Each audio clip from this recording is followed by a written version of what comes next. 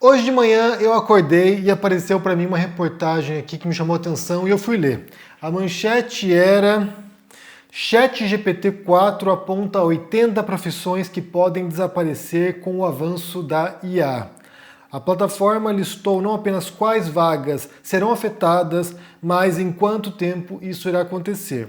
Foi uma pergunta feita por um usuário aqui, um especialista em tecnologia, e daí o ChatGPT listou, todas as profissões, aí 80 profissões que podem sumir a qualquer momento. E aí eu quero voltar hoje a falar sobre esse tópico, porque é um tópico que tem me afligido, porque aqui se trata, como eu falei, essa semana inclusive, de questões existenciais nossas, né? O que nós, seres humanos, somos. Inclusive, essa é uma questão que me assola há muitos anos. Eu tenho um conto meu que eu escrevi de ficção científica, que era sobre uma inteligência artificial que substitui as funções humanas e aí em algum momento começa a substituir funções artísticas humanas. E a gente tem essa noção de que no aspecto criativo nada supera o ser humano, que nós temos capacidade de criar certas conexões mentais e emocionais e fazer arte, por exemplo. E nesse conto meu, IAs começam a criar arte, isso gera uma crise existencial humana e aí a sociedade humana entra em colapso e durante milênios eles passam tentando investigar e perguntando para a IA qual é a função da humanidade, o que nós fazemos. Eu vou dar um spoiler aqui, né? Eu vou dar um spoiler do meu conto. No final, a IA responde que a única função que o ser humano tem, que é só do ser humano, que nenhum outro ser vivo faz, é a guerra, é o ódio. Então, assim, é um texto pessimista, obviamente, mas esse momento faz com que a gente pense qual é a nossa função nesse mundo, né? Se a gente tem alguma função. E aí eu quero ler para vocês aqui algumas profissões que vão desaparecer, segundo o ChatGPT-4, para a gente poder entender também como isso vai se dar, né? Então, assim, por exemplo, em 0 meses, ou seja, já estão sendo substituídas profissões que já estão desaparecendo e perdendo espaço para IA. 1, tradutor. 2, redator, ou seja, escrever textos no geral.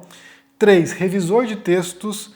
4, assistente virtual, ou seja, habilidades em gerenciamento de tarefas e comunicação eficiente. Isso nesse momento. São profissões que estão desaparecendo segundo o ChatGPT, né? Depois, em 6 meses, 12 meses, analista de dados, tutor, né? Pessoas que ensinam as outras, atendente de telemarketing, suporte técnico, pesquisador, planejador de eventos, designer gráfico, social media manager, assistente jurídico e assim por diante, né? Agente de viagem, recrutador, tem muitas profissões aqui que estão em risco. Jornalista, especialista em SEO, que é para otimizar conteúdos nos mecanismos de busca, editor de vídeo, gerente de projetos, corretor de imóveis, ou seja, muitas profissões aqui, como eu falei essa semana, inclusive, contador, fotógrafo, ou seja, a lista é grande, mas como eu falei essa semana, isso pode impactar muitos milhões de trabalhos, né? Centenas de milhões, talvez bilhões de trabalhos, sabe, em médio prazo ou em pouquíssimo tempo. E aí eu perguntei para o ChatGPT quais profissões que não estão tão propensas assim a desaparecer em pouco tempo, né? Quais profissões que tendem a permanecer. E a resposta dele me parece óbvia, mas é bom ressaltar aqui também, que são profissões que dependem de relações interpessoais. Ou seja, vamos pensar aqui um massoterapeuta. Alguém que faz massagem a alguém. Esse massoterapeuta dificilmente vai ser substituído por uma máquina, por um robô, por alguma forma de inteligência artificial, porque grande parte do trabalho do massoterapeuta tem a ver com contato físico com a pessoa, né?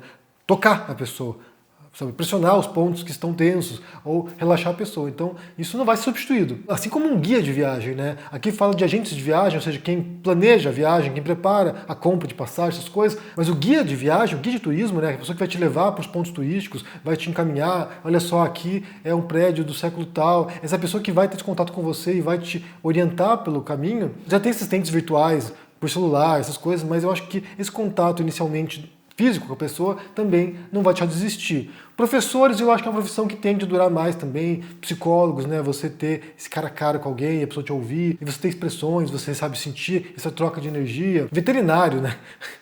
Eu não consigo imaginar uma máquina também substituindo um veterinário, sabe, em pouco tempo. Inclusive aqui, uma das profissões que ele menciona que vão desaparecer é o de enfermagem. E eu acho que é um pouco difícil, porque talvez o custo para treinar robôs para operarem nessas áreas não me parece que é muito factível também em pouco tempo. Embora já existam robôs que trabalham com enfermagem, né? Eu vi um robô japonês que faz isso, tem carinha, tem expressões, daí ele faz expressão de pena, faz expressão de afeto, então assim, já tem projetos nesse sentido, mas esse tipo de coisa que exigiria uma grande troca de mão de obra, que é mais qualificada e que tem esse contato humano, também não vai desaparecer. E daí hoje também eu assisti a uma live de alguns especialistas debatendo o que pode acontecer, né? Que eu mencionei essa semana sobre a carta aberta assinada pelo Elon Musk, assinada por outras figuras do meio tecnológico, preocupado com o futuro das IAs.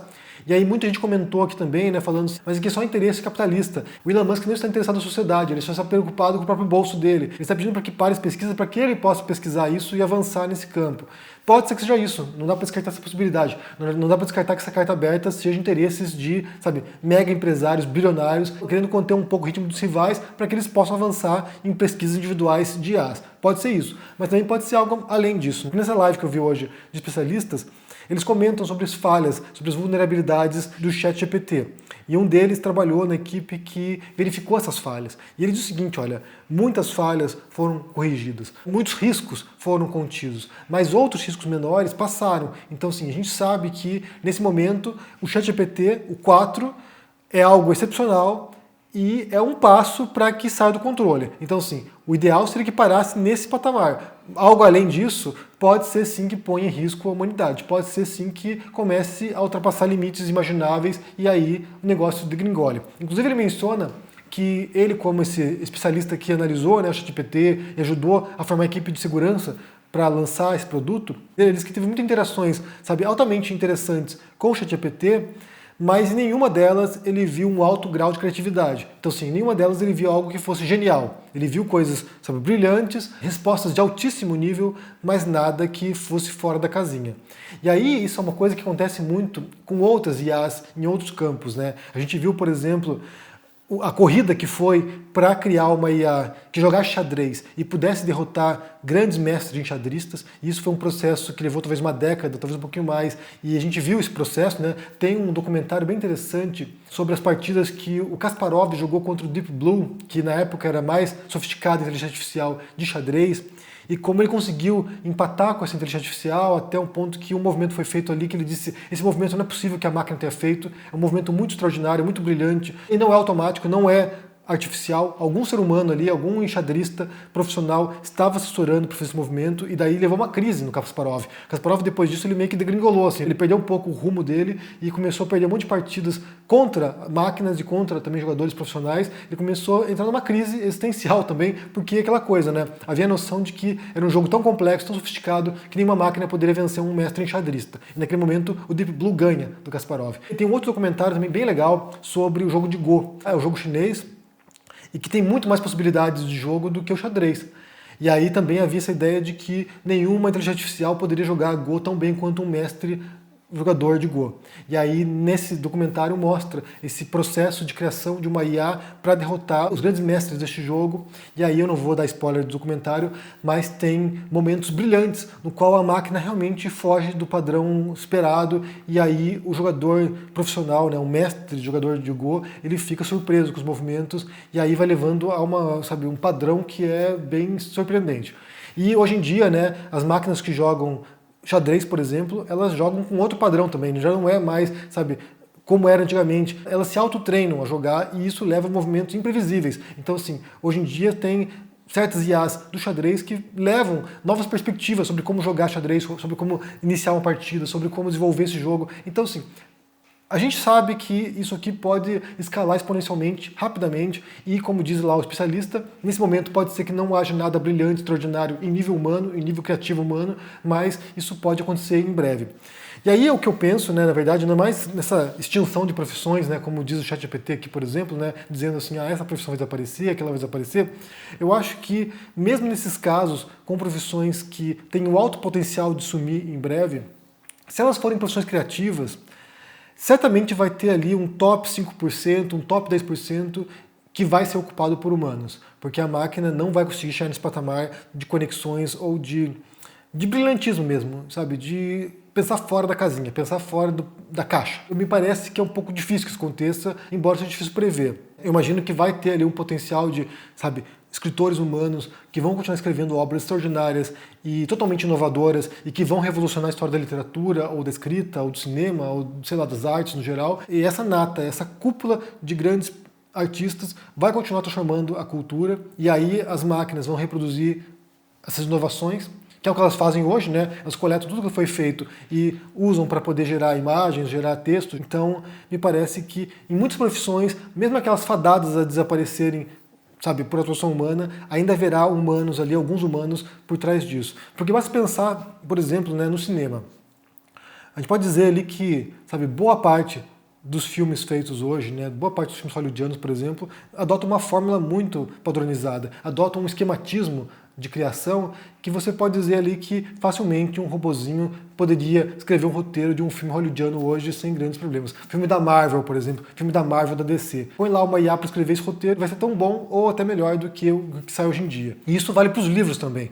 Boa parte dos livros publicados hoje, né, livros padronizados, livros que estão aí nos best-sellers, uma boa parte desses livros poderiam ser facilmente substituídos por uma IA escrevendo esses textos ali com esqueminhas, com padrõezinhos, com, sabe, estruturas de escrita muito parecidas e que não farão falta se é um humano ou uma máquina por trás disso. Mas, certamente, como eu falei, haverá ali um grupo muito pequeno de criadores que continuará tendo espaço e continuará produzindo. Só que o problema para isso, né, é que para você chegar nesse nível de excelência, para você chegar nesse top 10%, 5% de criadores, há um longo percurso. É preciso muita tentativa e erro nesse percurso, né? São muitos anos, muitas décadas, às vezes, produzindo para chegar nesse grau de excelência. E aí, para você despontar da mediocridade até a genialidade, até o brilhantismo, você vai ter que trabalhar em alguma coisa, né? Então isso vai matar, basicamente, carreiras nas quais medíocres conseguiam perseverar durante um bom tempo. Isso vai aniquilar esse potencial, sabe, de desenvolvimento de muita gente. Porque é preciso ser medíocre por muitos anos até você chegar a um grau excepcional. Então, talvez, até nesses casos, isso também vá, de algum modo ou de outro,